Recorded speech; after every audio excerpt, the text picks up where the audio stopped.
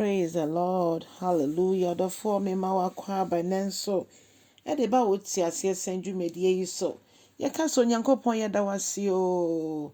Wo bosome fofra wo de akyɛ ya asedan ka wodin kronkron no. Enne sa wo de ahoɔden adom ye wo de nkwa adom ye a.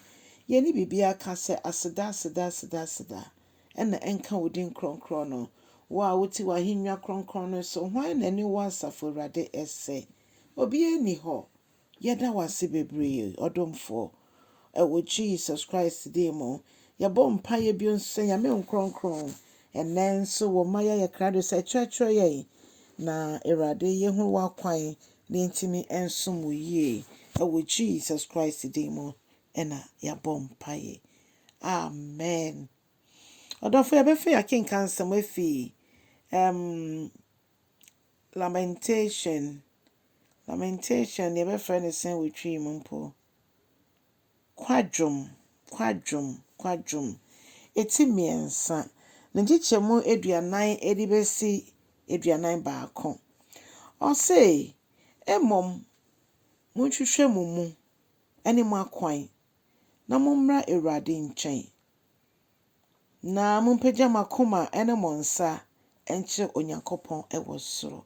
Odofo ade nti ene ye kasa bosumi mfiti ase abosomo mienu aba ebetwemu ewa afi mu na eno ne yepese abu ye kompo ehwe ne yekase Awurade bosomi a aba betwemu yi yebo ye bra sen so yebo ye bra se de so weni ana ye niam biara ete saade a yepagya akoma ba wenim yebo mpa ye se Awurade beboa yen na Awurade eniam bia ye ya anso weni anano kredie bia ye ni amaw Awurade ne yeda ne yechimaw no yeso se fa kyeye Awurade hwehwe ye mu se de David kan ye ne nso hwehwe ye mu na hwese se bibi wo ho a emfata ne nse weni onyam din na Awurade no kwafo fa kyeye bubu yen na ne yen na nwini yen foforo na fa wo ngosra no fa gu yen so Awurade ma yenye Awurade kotoku anase bottle fofra wode ensa foforo egumu awode fofra ebeboa me yetimi anante wanim ewo bosumi foforo yimu yempa eboni se abosumi atwemu yi ye ne enso wani a Awurade fa kyeye yepese yetu anamon foforo edi hyew Kristo Yesu din konkre ne onyam se dia Korinto form etoso mienu nso eka kyerɛ ye no etidumi ensa ne chichemu enum no o se monhwehwɛ mumu na monhwɛ se moda so wo gidie no mu a monsom nyame yi a o se monso mo ho nhwɛ na mobehu se Kristo Yesu eka mo ho sente saa na kyese wahwe ase anase wafom ewo wo nyame som a wo som na kyese wo nsom no kwanpa so wo ndi no kora ewo mu odofo se ye hu no saa se Kristo Yesu ka ye hu nti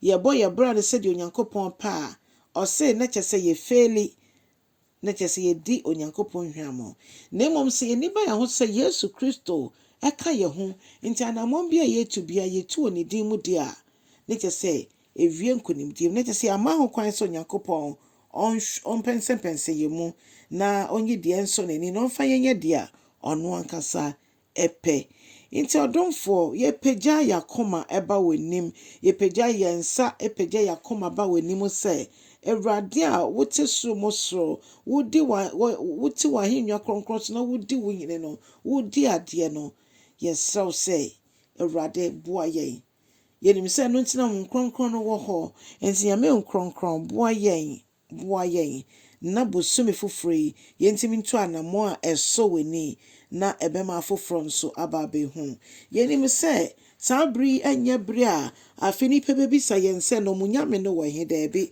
sabri ye bra ye beda weni onyam no kese ye edi akira mansan na yenim se bra ye pagya wo no wonso betwe akra ama wo ho na mo weni onyam ene utumidie aye kese e wana monto bi ye betu so yeda wasese wa ye na sade ama yen ewo Jesus Christ dimu afi odofo bebia ye dui Onyankopɔn hwɛ yɛ kwan sɛ yɛasra ahoɔden de a ɔde adom yɛ. Ɔhwɛ kwan sɛ yɛbɛgya yɛ ho mu na yɛasom na yɛde yɛn ho abɔ afɔreɛ de ama Awurade. Na sɛ wankyɛ no sane wɔ n'ani onyie mu a yɛn mu biara nyɛ ɔyeraba. Na mmom yɛgyina sɛ yɛtwe akra de ama Awurade. Kyɛ asɛm no na ɔfoforɔ nso nyɛ bi na ɔno nso mfa nto ne ho ɛnnɛ. Ɔkra ne hia aduane na ɛno na yɛn Nyankopɔn ɔde ama yɛn ni. Nti hwɛ ho so yɛ sɛ Yesu ama ɛnna a yɛbɛhyia ɔkyena. Bye bye.